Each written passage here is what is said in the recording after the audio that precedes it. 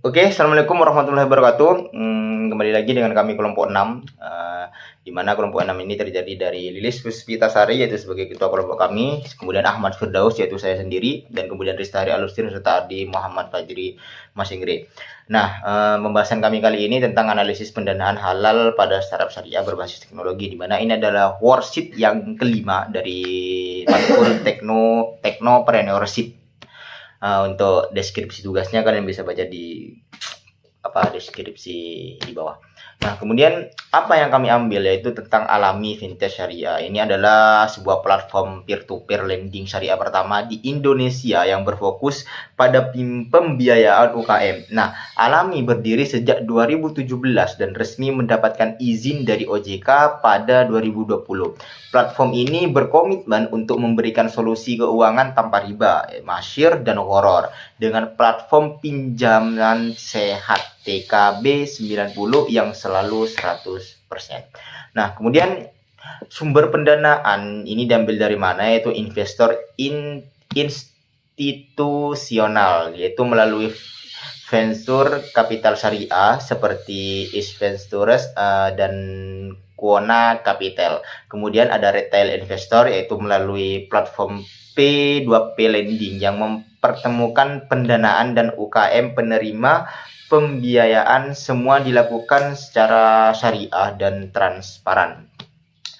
Itu sumber pendanaan kami. Nah, kemudian untuk akad yang diterapkan serta model bagi hasil, mungkin ini akan dijelaskan oleh teman saya, yakni Andi Muhammad Fajri. Kepadanya saya persilahkan.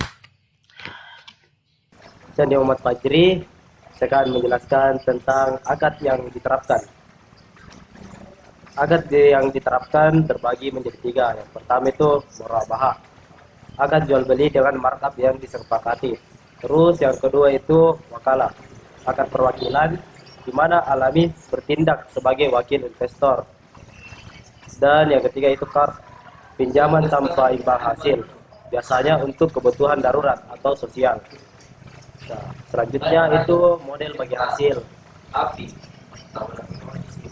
Alami menggunakan model imbal hasil tetap atau flat return yang telah disepakati sejak awal.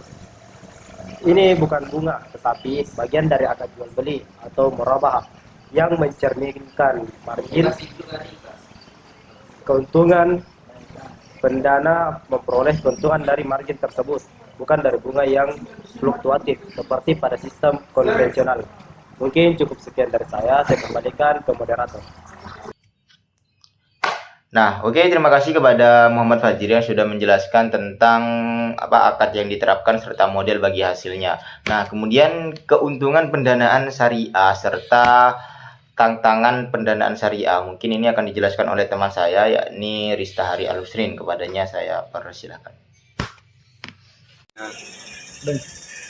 Baik, selanjutnya saya akan menjelaskan keuntungan pendanaan syariah.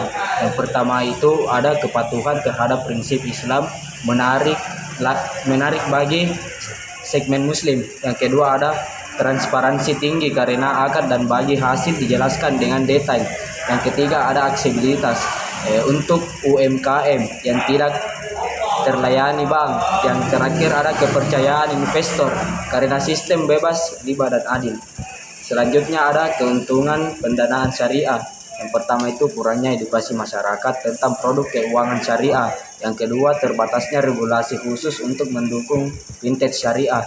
Yang ketiga kompetisi ketat dengan layanan konvensional. Dan yang terakhir ada kesulitan scale up karena harus selalu menjaga prinsip-prinsip syariah. Baik, terima kasih.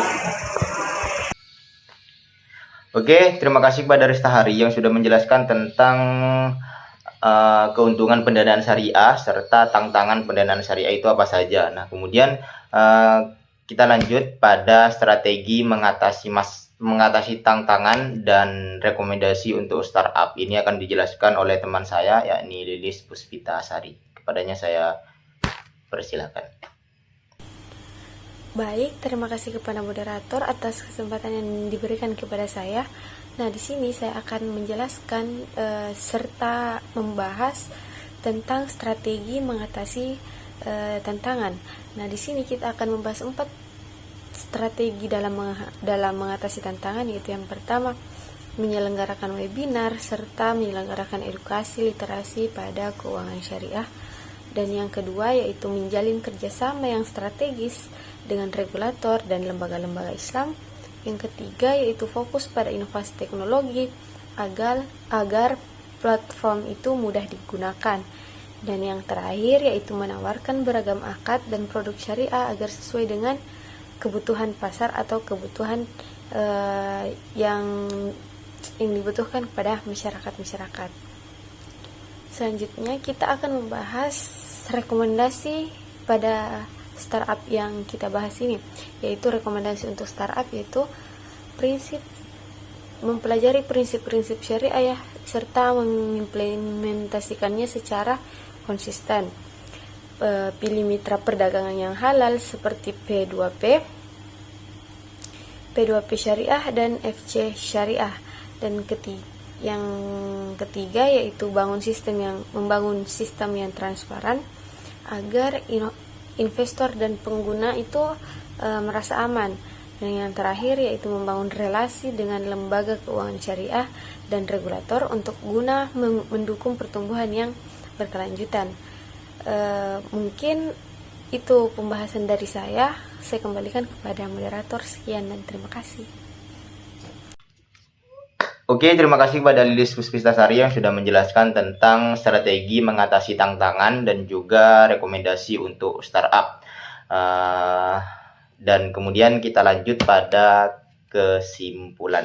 Nah, kesimpulan pembahasan yang kami bahas dari awal adalah Alami ini menunjukkan bahwa pendanaan syariah dapat dijalankan secara profesional dan profitable. Nah, keberhasilan mereka ini menjadi bukti bahwa startup dapat tumbuh secara etis dan sesuai syariah tanpa mengorbankan kualitas atau efisiensi. Nah, transparansi dan keadilan adalah fondasi kesuksesan mereka.